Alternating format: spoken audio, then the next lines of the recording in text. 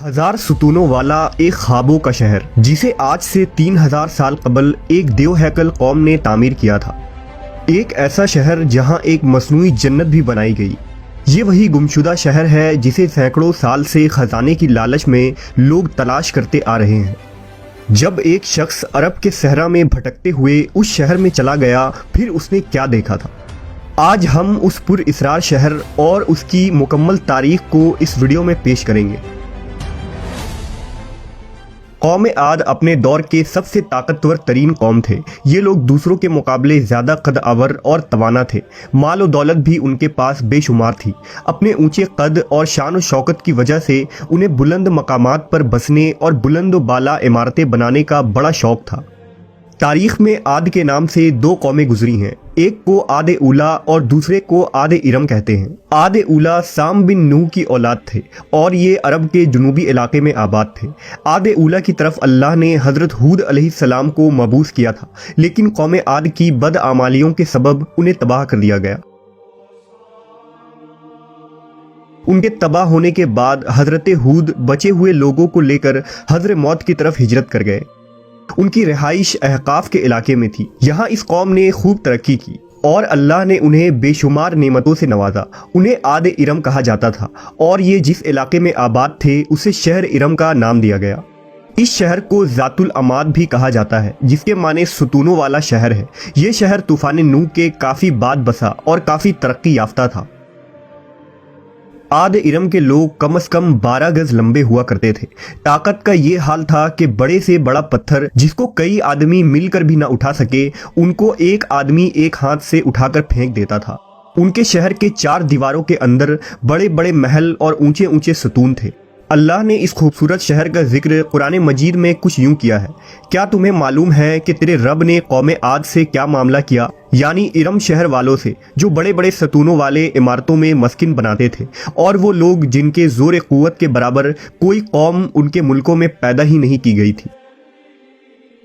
مورخین نے لکھا کہ عاد ارم عمان، یمن اور عدن کے علاقے میں آباد تھے۔ ان میں 2 بادشاہ طاقتور ترین بادشاہ بنے، ایک کا نام شدید اور دوسرے کا نام شداد تھا۔ یہ دونوں آپس میں بھائی تھے۔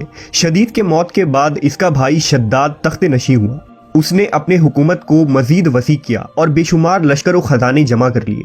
اس نے اپنی سلطنت کی رونق و کمال کو عروج تک پہنچا دیا۔ شداد کتابیں پڑھنے کا بڑا شوقین تھا۔ اس نے کتابوں میں پڑھا کہ موت کے بعد اللہ اپنے بندوں کو پھر سے زندہ کرے گا اور جنت میں داخل کرے گا، جو ایک حسین و خوبصورت جگہ ہے اور جہاں کائنات کے ہر آرام و آرائش میسر ہوں گے۔ جب اس نے جنت کے باغوں اور نہروں کے متعلق پڑھا تو اس کے ذہن میں یہ خیال آیا کہ کیوں نہ میں بھی ایک ایسی ہی جنت دنیا میں تعمیر کروں کہ جو اس جنت کے مشابہ ہوگی، اور وہاں لوگوں کو آباد کروں گا۔ لہٰذا اس نے اپنے وزیروں اور امراء کو جمع کیا اور حکم دیا کہ ایک ایسی جگہ تلاش کی جائے کہ جہاں بہت زیادہ درخت ہو، وہاں صاف کھلی فضا ہو اور ایک وسیع میدان ہو کہ جہاں میں اپنی جنت بنا سکوں۔ اس کے لوگ ایسی جگہ کی تلاش میں نکل پڑے۔ کافی ڈھونڈنے کے بعد انہیں ملک عدن کی زمین پر ایک مقام ملی جو شداد کے خواہش کے مطابق تھی۔ لہٰذا انہوں نے آ کر شداد کو اس جگہ کی خبر دی۔ شداد نے اپنے مزدوروں کو وہاں روانہ کیا۔ اس نے اس علاقے کا نام باغ ارم رکھا۔ شداد کے حکم سے اس باغ میں سونے چاندی کے مکانات بنائے گئے، بڑے بڑے محلات تعمیر کیے گئے جن میں یاقوت و زمرد کے ستون بنے تھے۔ اس میں قسم قسم کے نہریں اور درخت لگائے گئے۔ اس باغ میں دنیا بھر کے آرام و آشائش اور عیاشیوں کی چیزیں منگوائی گئی۔ یہ شہر اتنا حسین تھا کہ تاریک رات میں بھی دور سے اس کی چمک دیکھی جا سکتی تھی۔ اس کے ہر ایک محل میں 1000 ستون تھے۔ شہر کے درمیان ایک نہر بنائی گئی تھی اور ہر محل میں اس نہر سے چھوٹی چھوٹی نہریں لے جائی گئی۔ کچھ نہریں شراب کی تو کچھ شہد اور کچھ دودھ کی تھی۔ ان نہروں کے کنارے پر ایسے مصنوعی درخت بنائے گئے جن کے جڑیں، شاخیں اور پتے سونے کے تھے۔ شہر کے راستے اور دیواروں کو مشک، زعفران، عنبر اور گلاب سے معطر کر دیے گئے۔ جب اس جنت کی تعمیر مکمل ہو گئی تو اس نے اپنے امراء اور وزراء کو حکم دیا کہ میری اس بنائی ہوئی جنت کی طرف چلنے کی تیاری کرو۔ اب شداد بڑے جاہ و جلال اور متکبرانہ و فاتحانہ انداز میں بڑی شان و شوکت سے سپاہیوں کی جھرمٹ میں روانہ ہوا۔ جب وہ اس جنت سے صرف 1 کوس کے فاصلے پر پہنچا تو اللہ نے اس پر عذاب بھیجا۔ آسمان سے ایک ایسی چیخ سنائی دی کہ شداد زمین پر گر پڑا اور اس نے اپنی ہی بنائی ہوئی جنت کی ایک جھلک بھی نہ دیکھ سکا۔ وہ اسی مقام پر اپنے لشکروں سمیت ہلاک ہو گیا اور کوئی بھی اس شہر میں داخل نہ ہو سکا۔ شداد اور اس کے لشکر کے ہلاک ہو جانے کے بعد وہ شہر بھی لوگوں کی نگاہوں سے اوجھل کر دیا گیا۔ لیکن عدن کے گرد و نواح کے لوگوں کا یہ کہنا تھا کہ کبھی کبھی رات کے وقت اس علاقے کے ارد گرد اس کی کچھ روشنی اور جھلک نظر آ جاتی ہے۔ یہ روشنی اسی شہر کے دیواروں کی ہے۔ روایت ہے کہ ایک صحابی رسول حضرت عبداللہ بن قلابہ ایک مرتبہ اتفاق سے عدن کے علاقوں میں چلے گئے۔ اچانک آپ کا ایک اونٹ بھاگ گیا۔ آپ اس کو تلاش کرتے کرتے اس شہر کے پاس پہنچ گئے۔ جب اس کی میناروں اور اس کی دیواروں پر نظر پڑی تو آپ بے ہوش ہو کر گر پڑے۔